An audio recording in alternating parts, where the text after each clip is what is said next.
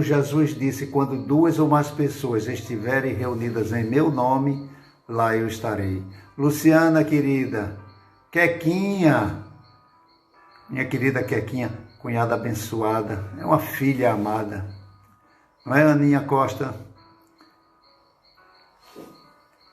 Bom, vamos nos preparar, vamos elevar o nosso pensamento a Deus, mentalizar na figura amiga de nosso mestre amado Jesus, sentir as vibrações dos nossos guias espirituais que estão aproveitando esse momento, onde nós silenciamos a nossa mente das preocupações exteriores e focamos nesse ideal de somar nossas forças para que a espiritualidade amiga leve a todos que estão aflitos e sobrecarregados, os que partiram e os que ficaram, os que estão hospitalizados, pais de famílias desempregados, enfim, todos que não estão, de certa maneira, sabendo lidar com esse momento ao qual nós estamos passando.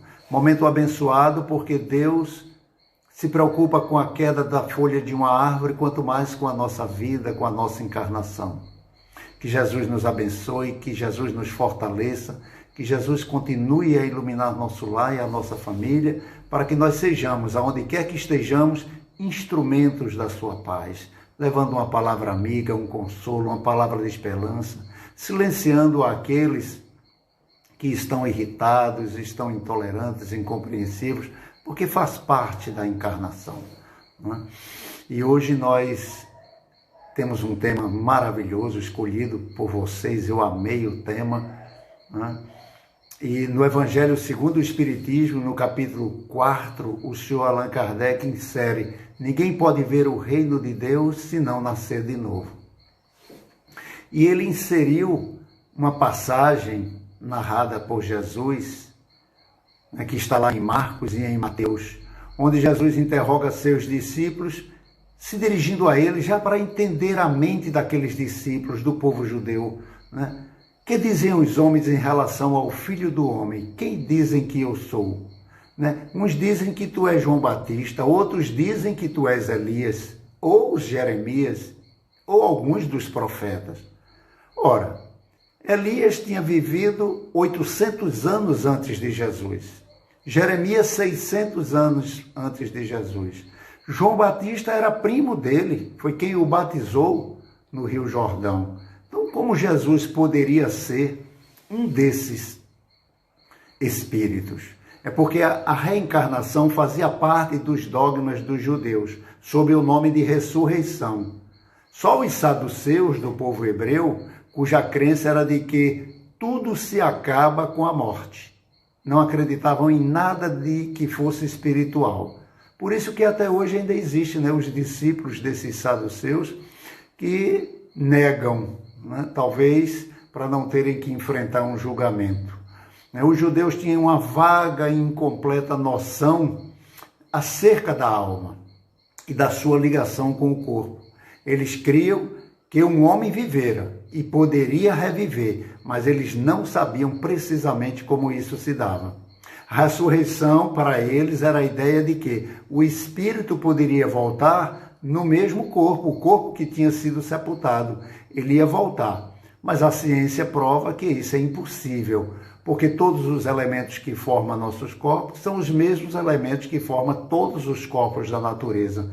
E ao mergulharmos na Mãe Terra, eles voltam para compor outros corpos.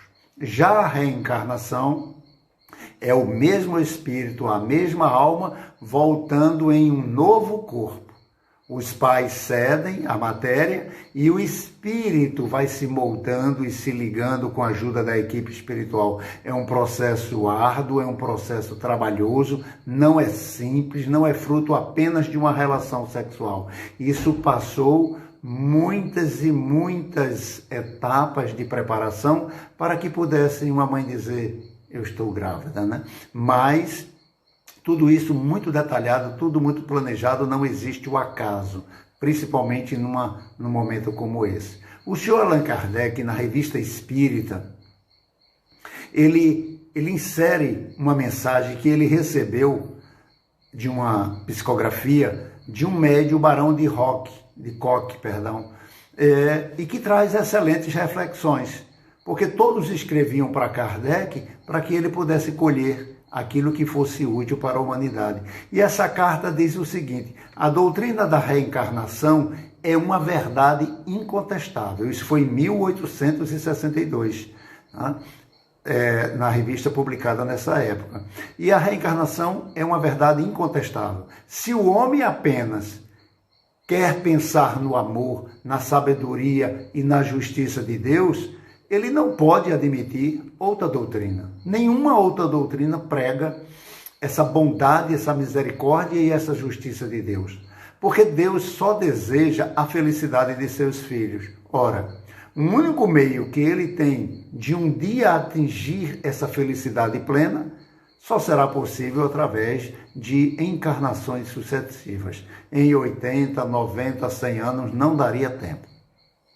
Os espíritos que povoam o vosso globo, diz a carta, na maioria sempre o habitaram. Retornaram porque pouquíssimos mereceram a recompensa prometida por Deus de entrar no mundo dos felizes, ou seja, no céu, pois ainda não tinham purificado seus corações.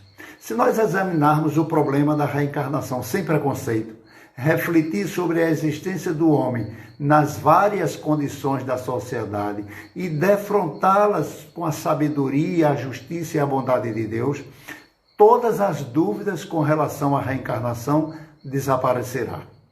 Como conciliar essa justiça e esse amor com uma única existência na qual todos nascem em posições diferentes, onde um é rico ao passo que o outro é pobre e miserável, em que um goza de saúde plena ao passo que o outro é afligido por doenças de toda sorte, tudo lhe falta.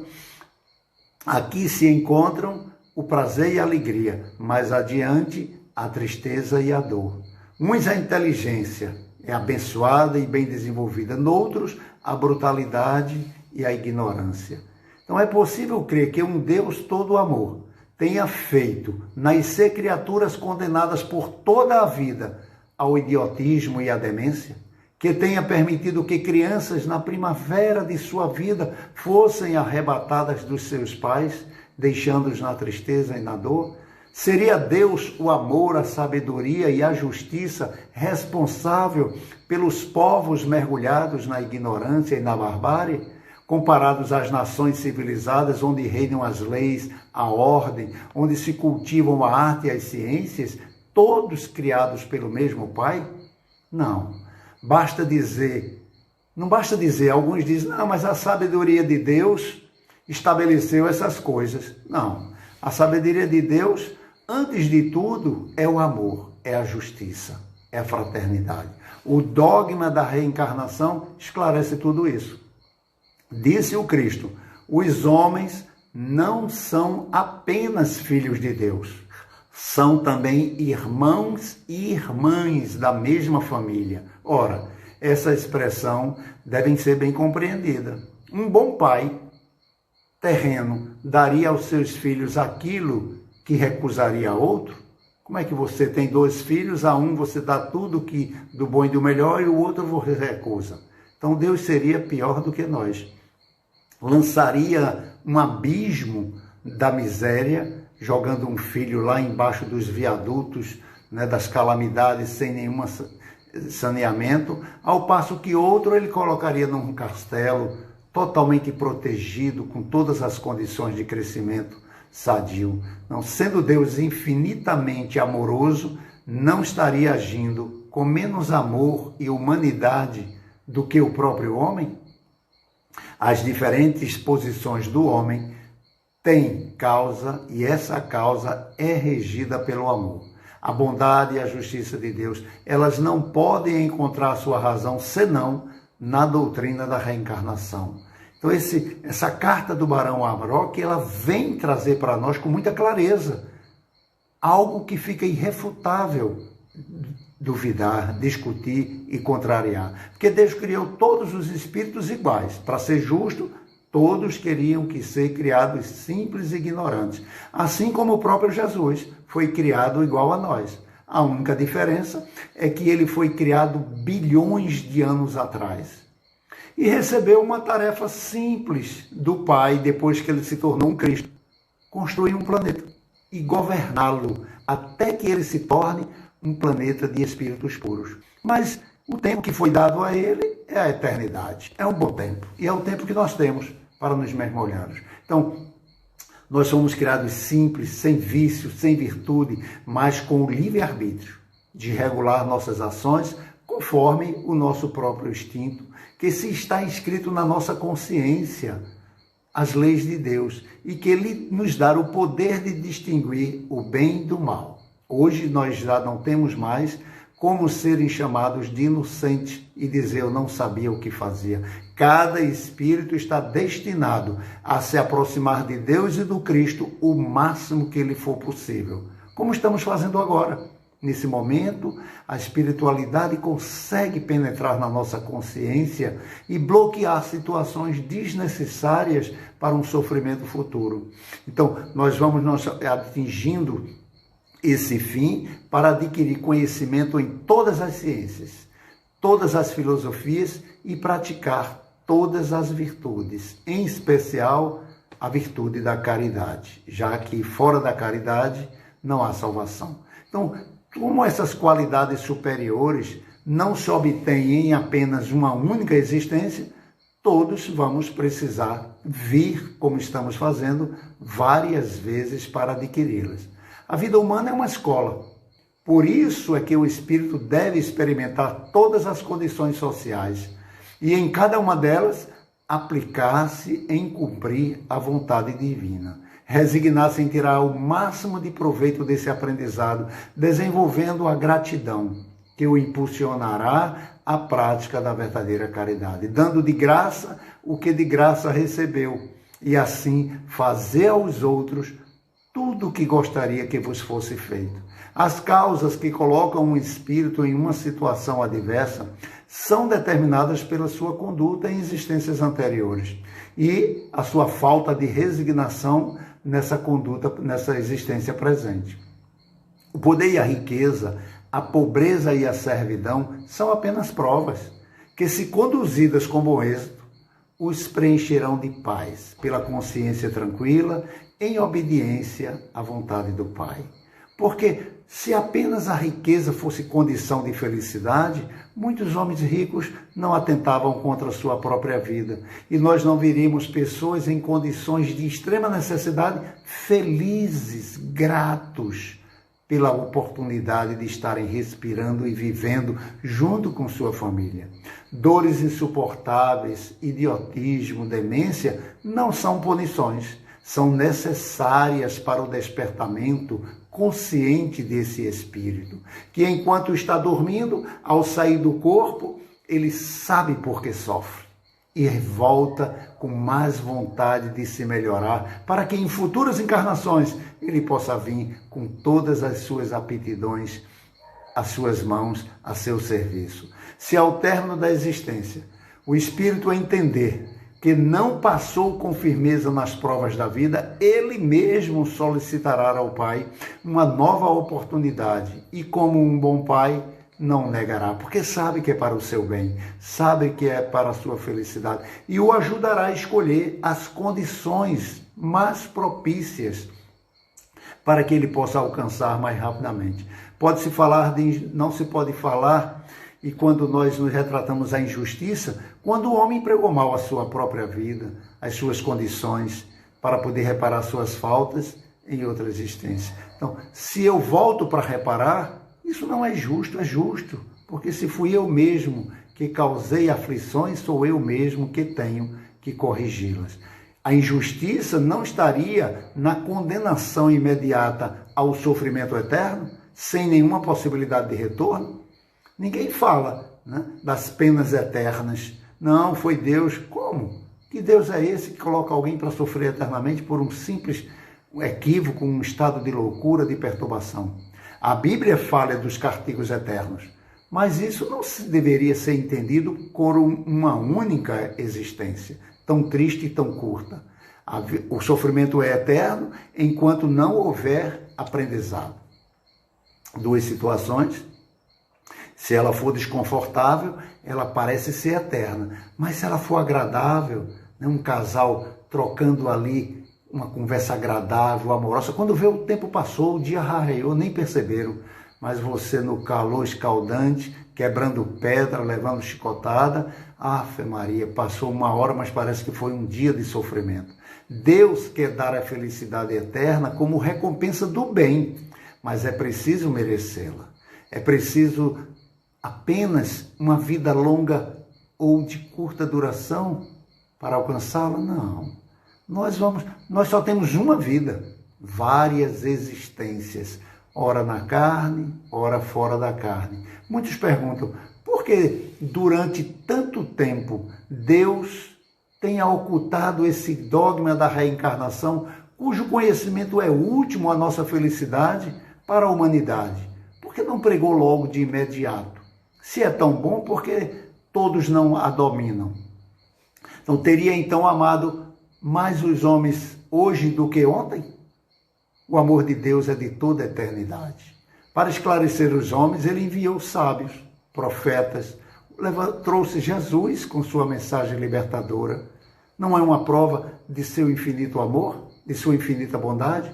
Como, porém, receberam os homens esse amor? E ao receberem, se melhoraram? Temos que fazer essa reflexão. Como na parábola do rico e do Lázaro, que está lá narrada pelo evangelista Lucas 16, 19, 31. Então, o evangelista diz que existia um rico que ele se furtava na abundância, se fartava na abundância. E Lázaro era um mendigo cheio de chagas, sentava na porta da sua mansão, à espera que caísse alguma migalha. E como ele não era atendido, ali ele dormia, os cães vinham, lambiam sua ferida. Mas um dia morreu o mendigo Lázaro e foi levado para o seio de Abraão. Mas morreu também o rico e foi sepultado. No Hades, estando o rico em tormentos, ele viu ao longe Abraão e Lázaro no seu seio. E ele clamou, Pai Abraão, tem compaixão de mim, pede a Lázaro para que molhe a ponta dos seus dedos com águas e passe no meu lábio, que passe na minha língua, porque eu estou atormentado nas chamas. E o pai Abraão diz, entre vós e nós existe um abismo infinito, criado por tu mesmo, desse modo que ninguém pode passar daqui para aí e nem daí para aqui. Então o rico roga, então pede para que Lázaro vá na casa do meu pai. Eu tenho 5 irmãos, para que possa adverti-los e eles não cometam os mesmos equívocos que eu cometi. Mas Abraão diz, mas eles têm lá os profetas, eles têm Moisés. Eles não, mas se alguém for em espíritos dentre os mortos, eles vão se arrepender. E aí ele diz, olha, se eles não escutam Moisés, se eles não escutam os profetas, como é que eles vão acreditar que alguém ressuscitou dentre os mortos? Então, entre o rico e Lázaro, essa passagem personifica a humanidade rebelde à verdade de Deus. O rico é o símbolo dos que cuidam da vida do corpo e se esquecem da vida da alma.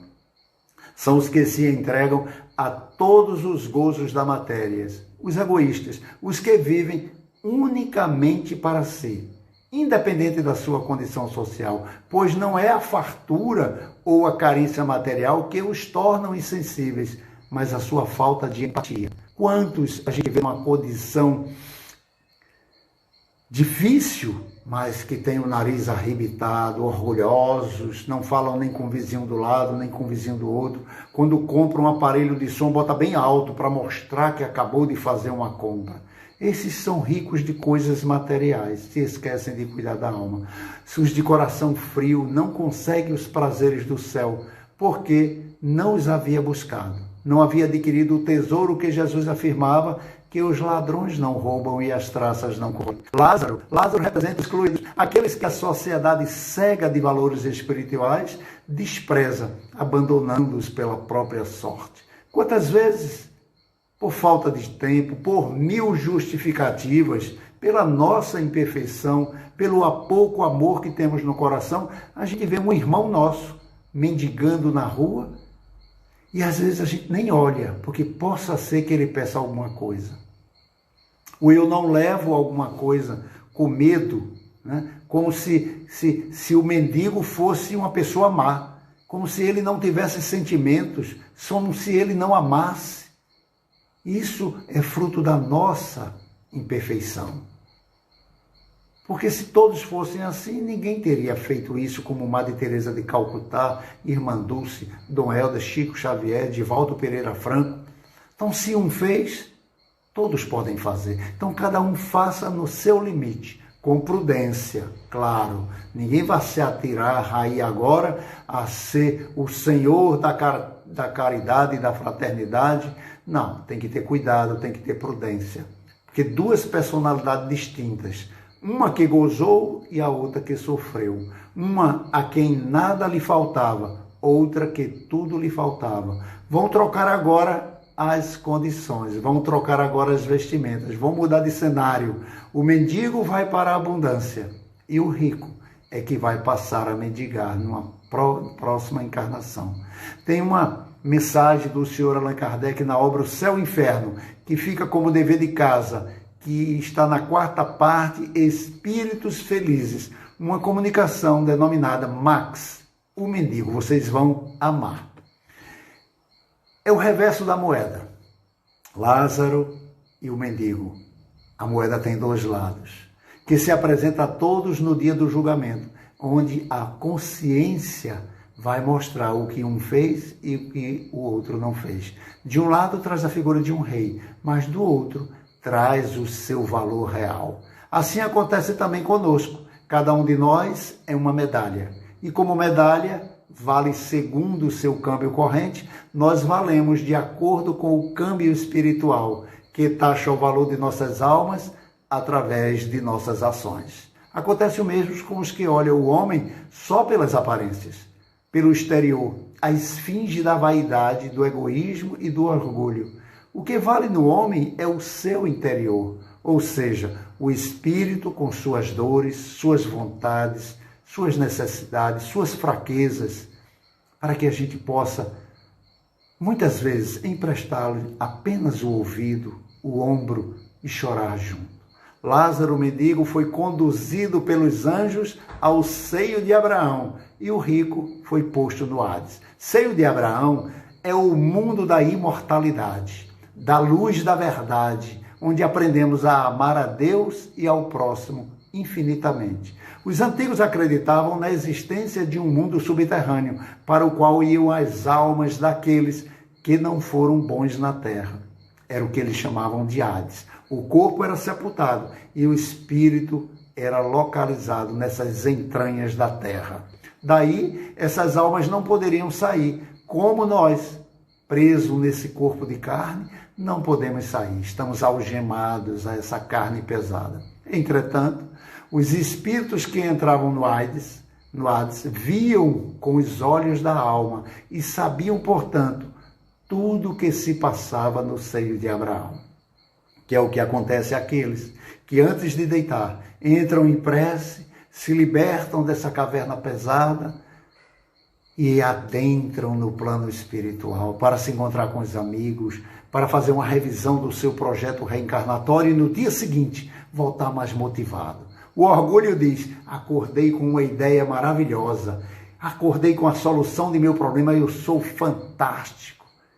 E se esquece de agradecer ao guia espiritual e aos espíritos amigos que fazem parte desse projeto, porque o projeto é coletivo.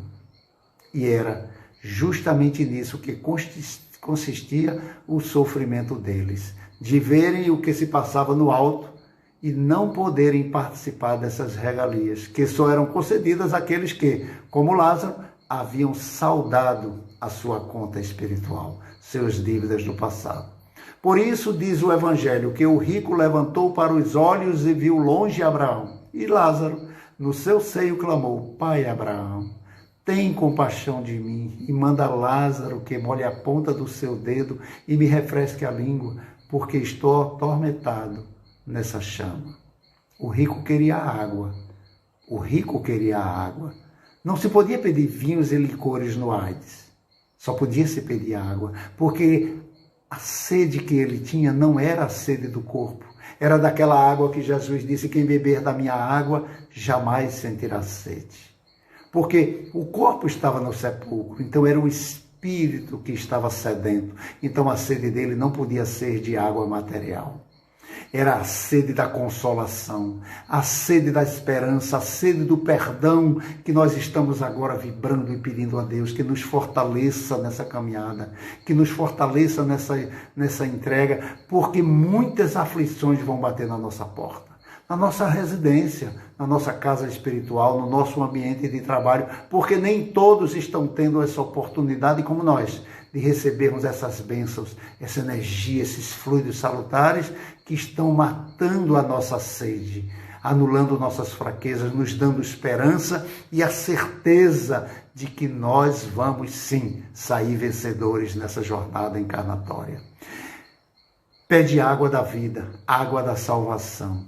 Aquela água que Jesus ofereceu a Samaria, água do perdão dos pecados, que o rico havia cometido contra todos os que mendigavam. Aos homens, uma migalha da caridade, de atenção, de respeito. Era tudo o que Lázaro queria. Era um pouco de atenção, de se sentir amado, protegido e querido. Que muitas vezes um pedinte bate à nossa porta. Ele pede água porque ele não conhecem a linguagem, não sabe que se ele pedir um abraço, um carinho, uma prece, se nós vamos oferecer, ele achar que ele está louco. A volta do espírito ao mundo corpóreo, ou seja, a reencarnação, é reconhecida desde os tempos remotos. Os hindus, os egípcios, os gregos sabiam que a alma poderia voltar à Terra usando um novo corpo. Esses povos acreditavam que, por efeito de determinada punição, essa volta à vida física poderia dar-se, inclusive, no corpo de um animal. Também os judeus. Os judeus sabiam da volta do espírito ao mundo corpóreo. A reencarnação para eles ocorria em algumas situações um tanto especiais. Ou para concluir o que não estivesse conseguindo terminar numa vida, ou para serem punidos pelos males praticados. E ensina Jesus claramente isso e diz: se a tua mão e o teu pé te escandalizar, corta-a e atira para bem longe de ti. Melhor te é entrar na vida coxo ou aleijado do que tendo 2 mãos, 2 pés e seres lançado no fogo do eterno, no fogo eterno. Está claro que Jesus se referia a uma nova encarnação de espírito, pois seria absurda uma recomendação no sentido de alguém mutilar seu próprio corpo. Até porque o mestre diz: melhor te é entrar na vida, ou seja, renascer, voltar a habitar no mundo material. E há uma outra situação em que os judeus julgavam ser possível a reencarnação, o cumprimento de uma missão. O exemplo mais claro, é o da esperada volta do profeta Elias para a preparação dos caminhos do Senhor, os caminhos do Messias, o Messias que deveria vir. Conforme atesta o próprio mestre, e se quereis dar crédito, este é o Elias que devia vir, referindo-se a João Batista. Assim como na lei de causa e efeito, Elias mandou capitar a cabeça de 400 seguidores de Baal, ele tem a sua cabeça decapitada, solicitada pela filha por Salomé.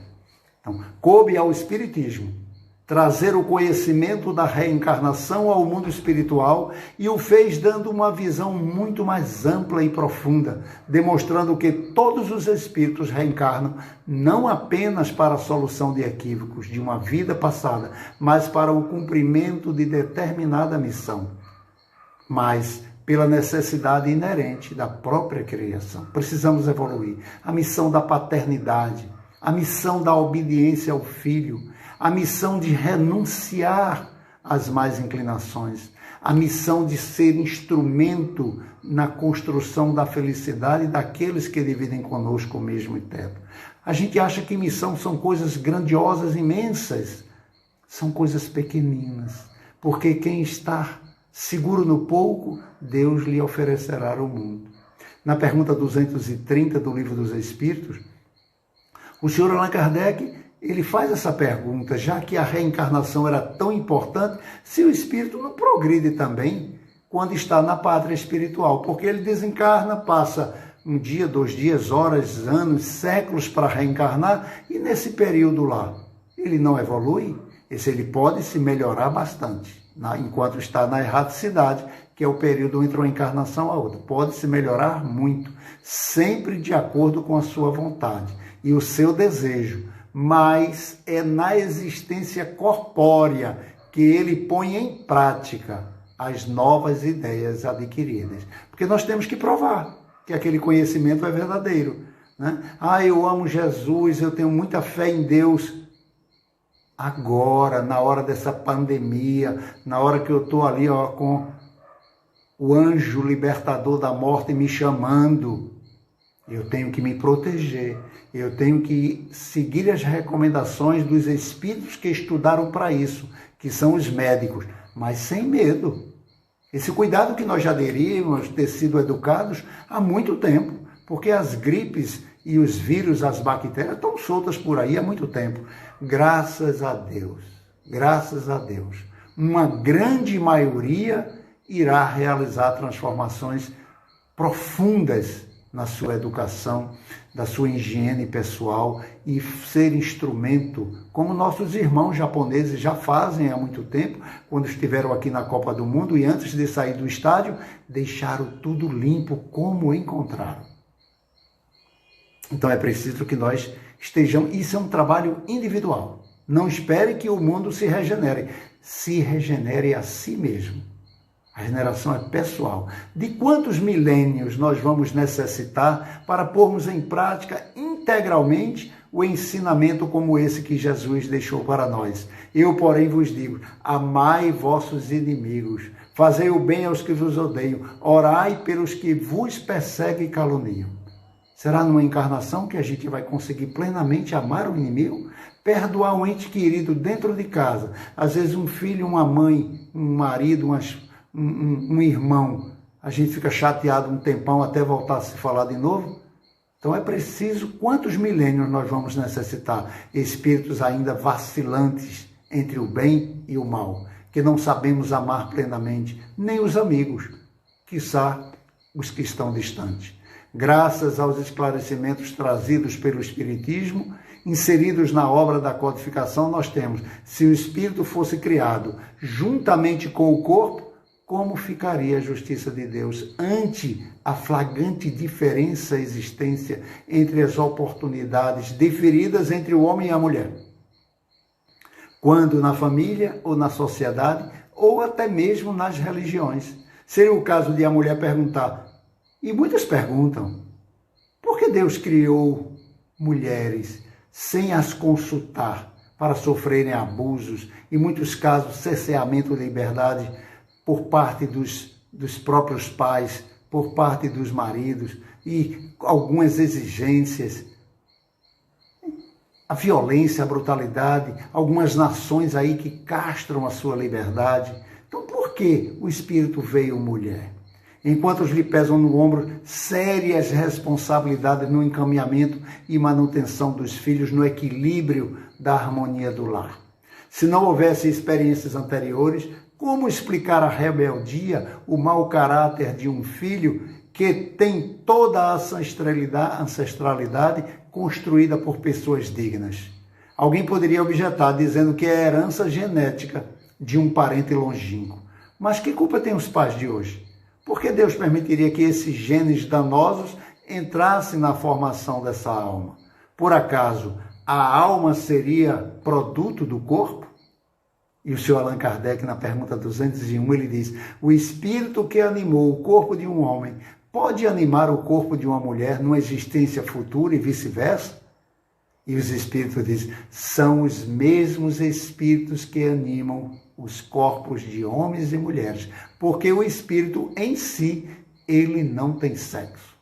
Como devem progredir em tudo, cada sexo, cada posição social, cada experiência social lhe oferece uma prova, uma oportunidade que, se for bem cumprida, ou seja, cumprida com amor sincero, com respeito, novas oportunidades para novas experiências lhe dirão.